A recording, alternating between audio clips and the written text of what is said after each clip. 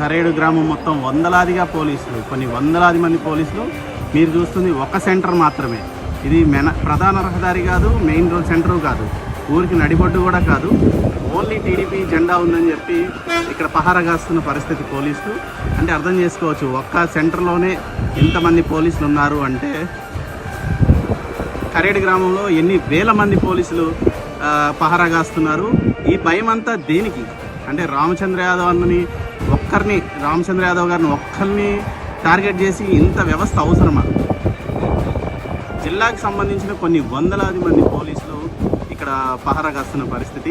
రాత్రి నుంచి మొత్తం ఊరు మొత్తాన్ని నిర్బంధించి ఇక్కడ ఎక్కడికక్కడ పోలీసులు ఇబ్బంది పెడుతున్నారు. చాలామందికి నోటీసులు ఇచ్చామంటున్నారు. ఇళ్లలోకి వచ్చి గర్భిణీ స్త్రీలు ఉన్నా కూడా ఆ గర్భిణీ స్త్రీ ఏడుస్తుంది, రాత్రి నాకు బీపీ పెరిగిపోయిందని. సో ఇట్లాంటి పరిస్థితులు కరేడులో ప్రస్తుతం ఉన్నాయి.